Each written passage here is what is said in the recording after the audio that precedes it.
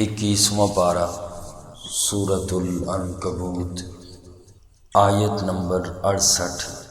سورہ عنکبوت کی بالکل آخری 2 آیات مبارکہ ہیں۔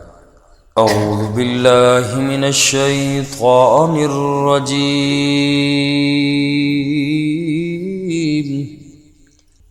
بسم اللہ الرحمن الرحیم۔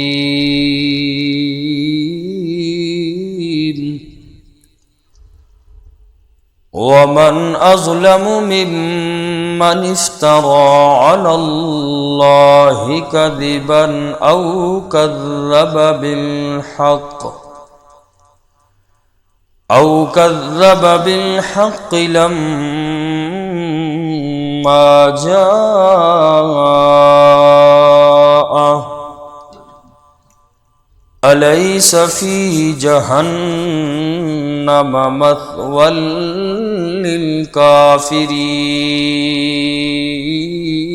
للكافرين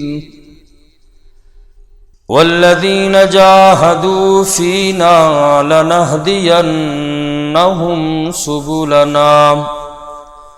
وإن الله لمع المحسنين۔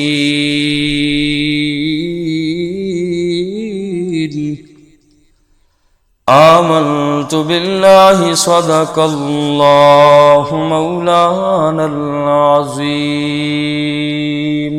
ومن أظلم، اور کون بڑا ظالم ہوگا، ممن افترى على الله كذبا، اس آدمی سے جو اللہ پر جھوٹ گڑتا ہے، او کذب بالحق، یا حق کو وہ جھٹلائے، لما جاء، جس وقت حق آ جائے اس کے پاس، الیس فی جہنم، کیا کافی نہیں ہے جہنم، مثوی للکافرین،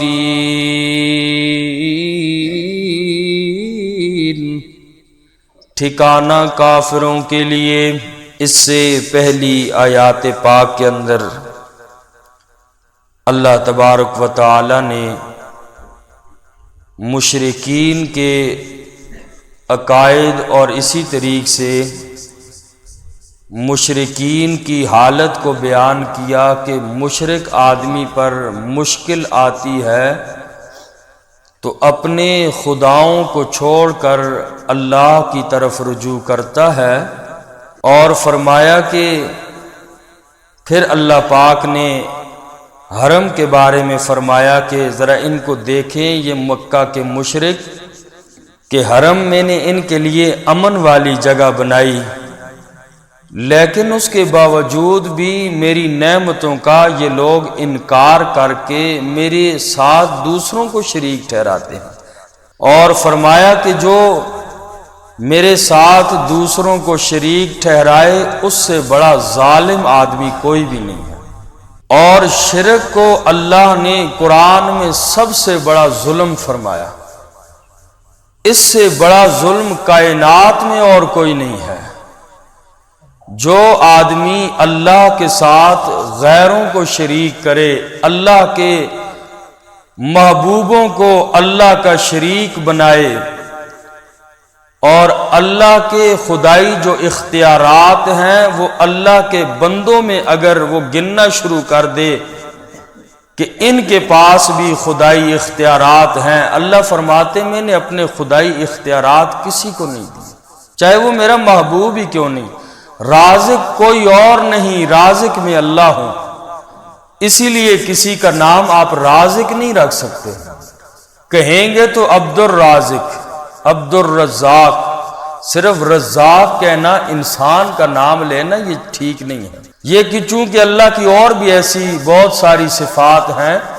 کہ جو صرف اللہ کے ساتھ خاص ہے، بندوں میں وہ چیز آپ ان کا نام بھی نہیں رکھ سکتے۔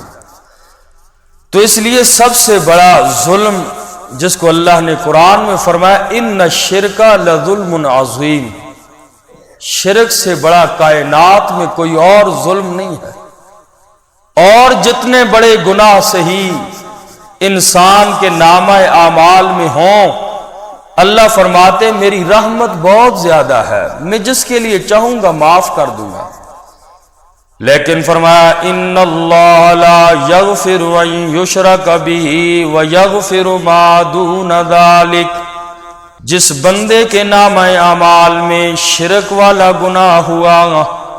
اللہ فرماتے ہیں کبھی بھی میں اس گناہ کو معاف نہیں کرتا۔ جو بندہ شرک کے ساتھ جسے موت آ گئی، مر گیا شرک کی حالت میں، اللہ فرماتے میں سارے گناہوں کو چاہوں تو معاف کر دوں گا بندے کے، جتنے بڑے سے بڑا گناہگار ہو، لیکن شرک والے گناہ کو میں اللہ کبھی بھی معاف نہیں کرتا، اس لیے کہ یہ گناہ نہیں، یہ بغاوت ہے۔ اور گناہ تو معاف، کمی کوتاہیاں غلطیاں معاف ہو جایا کرتی ہیں، بغاوت معاف نہیں ہوتی۔ بغاوت کو دنیا کے قانون کے اندر بھی جو بندہ باغی ہو اس کی سزا قتل ہوتی ہے۔ اللہ کریم بھی فرماتے ہیں کمی کوتاہیاں جتنی بڑیاں لے کے آؤ، گناہ جتنے بڑے ہوں، میں اللہ جس کے لیے چاہوں گا تو معاف کر دوں گا، لیکن شرک والے گناہ کو یہ گناہ نہیں، بغاوت ہے میری ذات سے، اور میں اللہ بغاوت کو کبھی معاف نہیں کرتا۔ فرمایا وَمَنْ أَظْلَمُ مِمَّنِ افْتَرَىٰ عَلَى اللَّهِ كَذِبًا،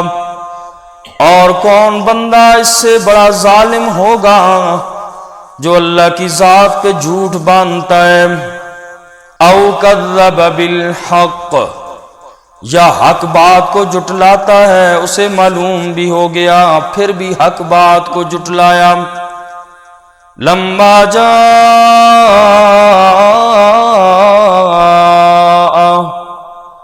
جس وقت حق آ گیا اس کے پاس، معلوم ہے یہ اللہ کے قرآن کا حکم ہے، رسول اللہ صلی اللہ علیہ وسلم کی حدیث کا حکم ہے، شریعت کا حکم ہے، اس کو چھوڑ کے جٹلا کے اپنے رسم و رواج پہ لگا ہوا ہے، کذب بالحق، حق بات کو نہیں مانتا، جٹلا دیتا ہے۔ الیس فی جہنم مثوی للکافرین، حق کو کافر ہی جٹلاتا ہے۔ اللہ فرماتے ہیں کیا جہنم اس آدمی کے لیے جو کافر ہے اس کے لیے کافی نہیں؟ استفہام انکاری ہے، یعنی ایسے بندوں کے لیے جہنم ہی کی آگ ہے۔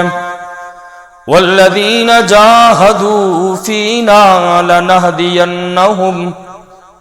اور وہ لوگ جنہوں نے ہمارے راستے میں کوشش کی، لنہدینہم سبلنا، ہم ضرور رہنمائی کریں گے ان کی اپنے راستوں کی طرف، یعنی جو لوگ ہمارے لیے، اللہ فرماتے ہیں یعنی ہمارے دین کے لیے قربانیاں دیتے ہیں، مجاہدے کر رہے ہیں، اور اسی طرح جہاد فی سبیل اللہ کر رہے ہیں، ان لوگوں کو مطمئن رہنا چاہیے کہ میں اللہ ایسے لوگوں کو بے سہارا نہیں چھوڑتا۔ والذین جاہدوا فینا لنہدینہم سبلنا، جو لوگ اللہ کے دین کے لیے کوشش کرتے ہیں، اللہ فرماتے ہم اپنے راستوں کی طرف اس بندے کی ضرور رہنمائی کرتے ہیں، اور ہم انہیں ہدایت کے راستے ضرور دکھائیں گے۔ والذین جاہدوا فینا لنہدینہم سبلنا، اور جن لوگوں نے ہمارے راستے میں کوشش کی، ہماری طرف آنے کی کوشش کی، لنہدینہم سبلنا، اللہ فرماتے ہیں ہم ضرور اس بندے کی رہنمائی کریں گے اپنے راستوں کی طرف، میں اللہ ان لوگوں کو بے سہارا نہیں چھوڑوں گا۔ آئے تو صحیح، راستہ بڑا مشکل ہے،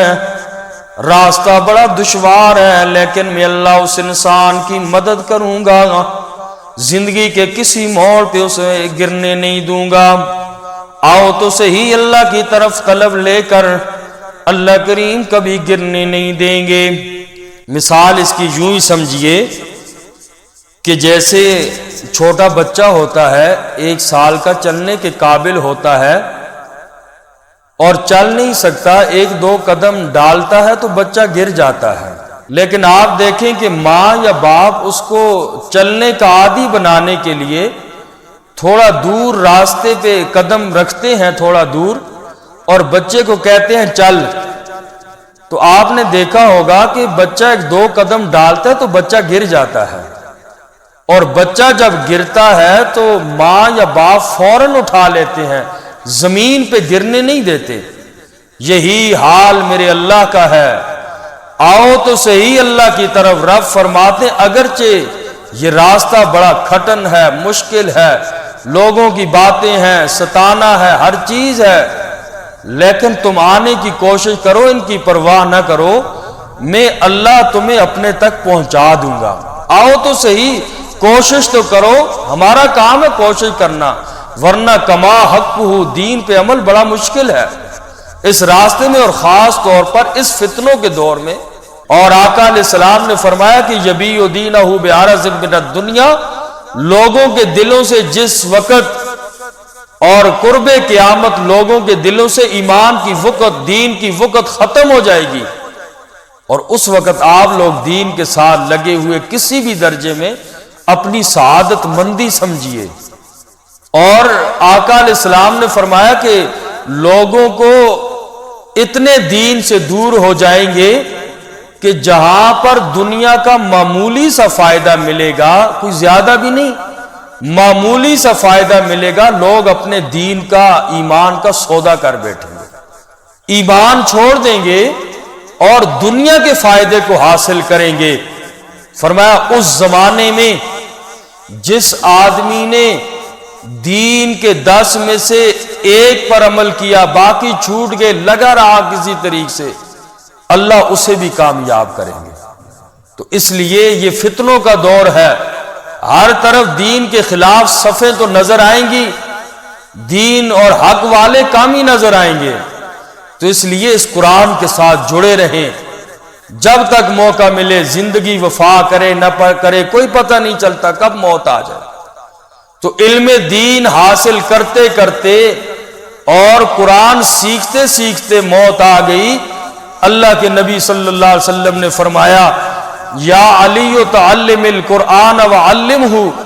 اے علی قرآن پڑھتے جا، قرآن پڑھاتا جا،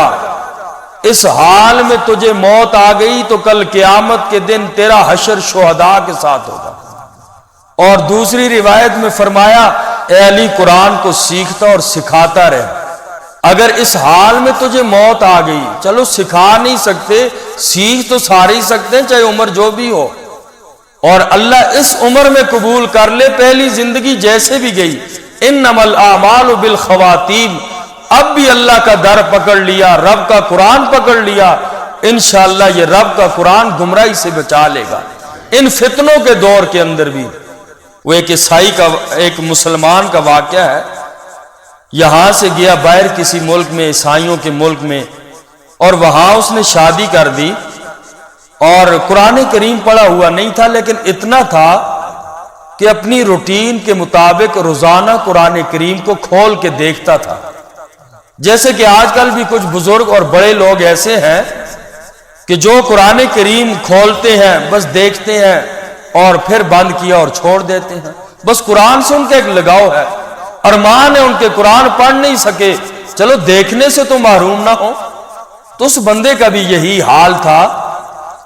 اور اس بندے نے صرف قرآن کو دیکھتا تھا، اور ہر وقت قرآن کریم اس نے اپنے پاس رکھا ہوا تھا، اور اس نے شادی کر لی غیر مسلم سے، عیسائی بن گیا، اور دین کا خبر اور پتہ اسے کچھ بھی نہیں تھا۔ لیکن یہ عیسائی ہونے کے بعد بھی وہ بندہ قرآن کو نہیں چھوڑتا تھا، صبح بھی قرآن کریم کو کھول کے پہلا کام یہی کرتا تھا، اس کے چند صفحے کھول کے دیکھ لیتا، اپنی آنکھوں کو ٹھنڈا کر لیتا، پھر کام پہ جاگتا، رات واپس ہوتی تو پھر آتا قرآن کریم دیکھتا، پھر سوتا تھا۔ اور بیوی نے دیکھا، بیوی نے کہا یہ روزانہ اس کتاب کو نہیں چھوڑتا، حالانکہ اس نے وعدہ کیا تھا کہ میں مسلمان نہیں ہوں اور اب میں عیسائی بن گیا اور شادی بھی ہوگی، پھر بھی یہ قرآن کو نہیں چھوڑتا۔ اور اب اس نے کہا کہ ایک دفعہ آیا، اس کو یہ بات بری لگی کہ یہ اب تک قرآن کو نہیں چھوڑتا، اور اس عیسائی عورت نے قرآن کریم اس کی الماری سے اٹھا کے ڈسٹ بن میں ڈال دیا۔ اور وہ آیا شام کو واپس تو اس نے کہا میری کتاب کدھر ہے؟ کہا ہم نے پہلے شرط لگائی تھی تو اسلام کا کوئی کام نہیں کرے گا، اور کہا کتاب کدھر ہے، میں آپ سے پوچھ رہا ہوں۔ کہا وہ میں نے تو ڈسٹ بن میں ڈال دیا ہے، اور ہمارا جو وعدہ ہوا تھا تو اس کے مطابق نہیں چل رہا۔ تو اس کو غصہ آیا کہ تو نے میری کتاب کی یوں توہین کی، اگرچہ میں پڑھا لکھا نہیں، مجھے نہیں پتا کیا لکھا ہوا ہے، لیکن اتنی بات مجھے معلوم ہے کہ یہ ہماری مقدس کتاب ہے۔ اور کہنے لگی یا اس کتاب کو گھر میں رکھ یا مجھے رکھ۔ اس کو غصہ آیا، اس نے کہا تو نکل جا میرے گھر سے، میں اپنی مقدس کتاب قرآن کو نہیں چھوڑ سکتا، اگرچہ پڑھا لکھا نہیں، میں دیکھنا بھی صبح و شام اس قرآن کو دیکھتا ہوں، افسوس کے پڑھا ہوا ہوتا۔ اس کو گھر سے نکال دیا اور واپس قرآن کو لے کے آیا، رونے لگا، سینے سے لگایا، دیکھتا رہا۔ اس کا قرآن کا روزانہ کا یہ دیکھنا اسے ہدایت پہ لے آیا، دوبارہ وہ بندہ مسلمان ہو گیا۔ تو اب دیکھنے کی اتنی برکات ہے کہ اللہ ہدایت سے محروم کر دے۔ تو جو آدمی قرآن کریم پڑھا ہوا ہو، پھر سمجھے قرآن کریم کو، اور پھر اس کی تلاوت بھی کرتا رہے، اور اس کے اندر جو کچھ ہے اس کو سنتا بھی رہے، سمجھتا بھی رہے، عمل بھی کرتا رہے، تو وہ نور علی نور ہے۔ اس لیے زندگی کے جس شعبے میں بھی ہوں، اپنی یہ پوری روٹین بنا لیں کہ انشاءاللہ قرآن کریم کے ساتھ مرتے دم تک انشاءاللہ قرآن کو نہیں چھوڑیں گے۔ چاہے دیکھنا نصیب ہوا، دیکھنے کا وقت ملا دیکھیں گے، پڑھنے کا وقت ملا تلاوت کریں گے، سننے کا وقت آیا قرآن کو سنیں گے، سمجھنے کا موقع ملا ہم قرآن کو سمجھیں گے، چاہے پورے 24 گھنٹوں میں 10 منٹ ہی کیوں نہ ہو، 10 منٹ قرآن کے لیے مختص کر لیں، زیادہ نہ بھی ہوں، مصروفیات زیادہ جو بھی ہوں، جیسے بھی ہوں، لیکن تہیہ کریں، قرآن کریم کو دیکھیں گے، قرآن کو سنیں گے، قرآن کریم کو پڑھیں گے، انشاءاللہ۔ حضرت ابو امامہ باہلی رضی اللہ تعالی عنہ کی روایت ہے کہ جس آدمی نے اللہ کے قرآن کو دنیا میں نہیں چھوڑا، پڑھتا رہا، قیامت والے دن قرآن اس بندے کو نہیں چھوڑے گا، یہاں تک کہ اللہ سے جھگڑا بھی کرنا پڑا، یہ قرآن قیامت کے دن رب سے جھگڑا بھی کرے گا، حالانکہ رب سے مجال نہیں کسی کی جھگڑا کر سکے۔ خود اللہ کے نبی کے بارے میں فرمایا، میرے آقا جو پورے لوگوں کی شفاعت کریں گے، 14 دن کا لمبا سجدہ دنیا کے دنوں کی مقدار کے برابر، مقام محمود پہ آقا رو رہے ہوں گے کہ حساب و کتاب شروع ہو جائے، سارے لوگ تنگ ہیں، کسی نبی میں ہمت نہیں ہوگی رب کے سامنے بات کر سکے، اور آقا بھی بات کریں گے تو کس عاجزی کے ساتھ، کس الہا و زاری کے ساتھ آقا اتنا لمبا سجدہ کریں گے، رو رہے ہوں گے، اور اللہ پوچھیں گے میرا محمد سر اٹھا کیا مانگتا ہے؟ پھر آقا علیہ السلام شفاعت کریں گے، پوری انسانیت کی شفاعت کریں گے کہ یا اللہ حساب و کتاب شروع ہو جائے، اس عاجزی کے ساتھ میرے آقا شفاعت کریں گے۔ لیکن قرآن وہ عظیم کتاب ہے جو رب کی عدالت میں آقا نے فرمایا یہ جھگڑا کرے گا، اور جنہوں نے دنیا میں قرآن کا در نہ چھوڑا، آخرت میں قرآن ان کا لڑ نہیں چھوڑے گا۔ جتنی زندگی ہے وفا کریں، کچھ پتہ نہیں موت کا، کل ہی آ جاتی ہے، آج سے تہیہ کر لیں، نیت کر لیں انشاءاللہ قرآن کو 10 منٹ روزانہ دیں، اور جہاں درس قرآن جس مسجد میں ہوتا ہے محلے کی، وہاں بیٹھے، نہیں شروع ہوتے اپنے ائمہ سے درس قرآن شروع کرائیں، اور اس لیے باقی لوگوں کے ایمان کی فکر کریں، حفاظت کریں۔ اگر یہی 10 منٹ ہوئے اور فائدہ اس کا یہ ہوگا کہ انشاءاللہ کل قیامت کے دن ہمارا سفارشی اللہ کا قرآن ہوگا۔ اور آقا علیہ السلام نے فرمایا قرآن تو جھگڑ کر جب تک بندے کو جنت میں تک نہ پہنچا دے قرآن آرام سے نہیں بیٹھا، رب کی عدالت میں مسلسل سفارش کرتا رہے گا۔ اس سے بڑی اور کیا بات ہے اگر اس عمر میں قرآن کے ساتھ لگاؤ ہو جائے، تعلق مل جائے، نیت کرے موت کل بھی آ جاتی ہے، انشاءاللہ اللہ حشر قرآن والوں کے ساتھ کریں گے۔ وہ آپ نے واقعہ سنا ہی ہوگا، بخاری شریف کا واقعہ ہے، جس نے 100 قتل کیے تھے مر گیا، توبہ کے ارادے سے نکلا تھا کہ بڑے میں نے گناہ کیے، اب تو چلوں بس توبہ کروں، زندگی کا کوئی پتہ نہیں۔ گیا کسی عالم کے پاس، اس نے کہا تیری توبہ قبول ہے، جتنے بڑے گناہ کیے اللہ کی رحمت بڑی ہے، جا توبہ کر لے۔ توبہ اس بندے نے کی، اس نے کہا تو اس بستی سے نکل جا، دوسری نیک لوگوں کی بستی میں جا، وہاں بڑے نیک لوگ رہتے ہیں، اور یہ برے لوگوں کی بستی ہے، وہاں چلا جا، وہاں تجھے بڑا فائدہ ہوگا دین کے اعتبار سے۔ یہ بندہ چل پڑا، اس عالم سے اٹھا تھا ہی کہ راستے میں موت آ گئی اس کو، اتنا بڑا گناہگار زمانے کا پاپی آدمی، موت آ گئی، توبہ کر چکا تھا، نکل چکا تھا ارادہ اب میں نیک لوگوں کے ساتھ رہوں گا، نیک لوگوں کی بستی میں رہوں گا۔ اب وہ کیا ہوا، فوت ہو گیا، رحمت کے فرشتے بھی آگے، بخاری شریف کا یہ واقعہ ہے، صحیح روایت ہے، رحمت والے بھی عذاب والے بھی فرشتے آگے۔ اب دونوں فرشتے آگے اللہ کے دربار میں پہنچے، اور ایک کہنے لگا میں روح قبض کروں گا، دوسرا اللہ پاک سے فیصلہ کروانے کے لیے گئے۔ اللہ پاک نے فرمایا زمین کو ناپ لو، اگر نیک لوگوں کی بستی کے قریب ہے رحمت والے فرشتے روح قبض کریں، اور اگر برے لوگوں کی بستی کے قریب ہے تو اس جہنم والے عذاب والے فرشتے لے جائیں۔ اور حالانکہ تھا وہ برے لوگوں کی بستی میں، اور تھوڑا ہی نکلا تھا کہ مر گیا، لیکن نیت اس نے اچھی کر لی تھی، اور اللہ پاک نے زمین کو حکم دیا، برے لوگوں کی بستی کو کہا تو اس سے دور ہو جا، نیک لوگوں کی بستی کو کہا تو قریب ہو جا، رب سے کیا دور ہے۔ اور اللہ نے یوں فیصلہ کروا دیا، بندے کا جنت کا فیصلہ ہو گیا۔ اس لیے نیت اور ارادہ کریں، پختہ نیت کریں، انشاءاللہ تا حیات جب تک زندہ ہیں رب کے قرآن کو نہیں چھوڑیں گے۔ رب کے قرآن کو آپ نے نہ چھوڑا، قیامت کے دن قرآن آپ کا لڑ نہیں چھوڑے گا۔ وَإِنَّ اللَّهَ لَمَعَ الْمُحْسِنِينَ، اور بے شک اللہ تعالیٰ نیک لوگوں کے ساتھ ہے۔ اللہ تعالیٰ ہم سب کو عمل کی توفیق نصیب فرمائے۔ الحمدللہ رب العالمین والعاقبۃ للمتقین، ربنا تقبل منا انک انت السمیع العلیم وتب علینا انک انت التواب۔